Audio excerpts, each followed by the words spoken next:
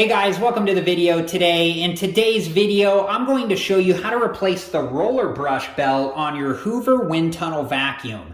I'm going to take you through this step by step and show you the way that this is done. The first thing we need to do is make sure that the vacuum is both off and unplugged. Once we've done that, we're going to turn the vacuum on its side. So let me turn the vacuum on its side now, and let's get a closer look at the bottom of the vacuum.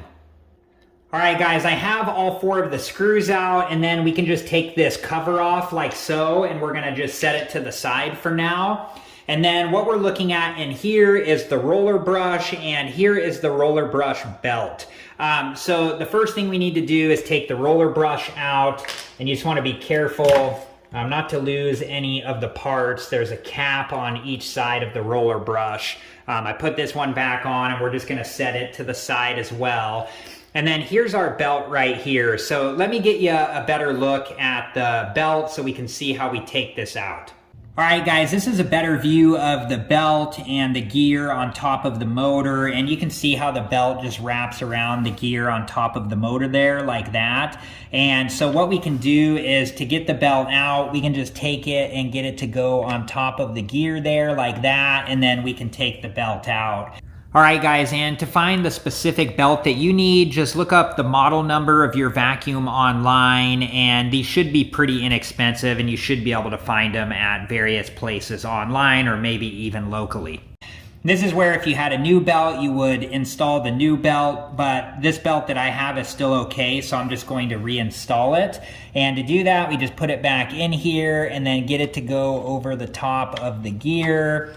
Like so. And then we're going to go ahead and reinstall the roller brush, and I'll show you that part now. All right, guys, so we just want to put the roller brush back in the same way that we took it out, and you want to make sure that you have the correct side on the belt side, and we're going to just put this through the belt and have the belt wrap around it, and then we're going to reinstall the roller brush. And there's little squares on top here that fit into little cutouts in the bottom of the vacuum, so you just have to line those up like so. And then you want to look at your work, and you want to make sure that the belt is on properly on the roller brush, and that the belt's on properly on the gear that's on the top of the motor. And let me get you a closer look so you can see what that looks like. All right, guys, this is what the belt should look like when you have it installed properly, and you want to make sure that the teeth on the inside of the belt line up properly on the roller brush and on the gear on top of the motor. And yeah, so now that we have this done, let's go ahead and reinstall the cover, and we'll go from there. All right, guys, so let's take another look and make sure that the roller brush is installed correctly and that the belt is on the roller brush properly and on the gear on top of the motor properly. And we can see that it is. So now we can reinstall the cover here. And once we have the cover on, we can put back in each of the four screws and each of the corners. And just remember that this is plastic that the screws are going into, so you want to get them tight, but you don't want to over tighten them. So let me go ahead and get each of the four screws in, and I'll be back, and then we'll test the vacuum out just to make sure that it's working properly.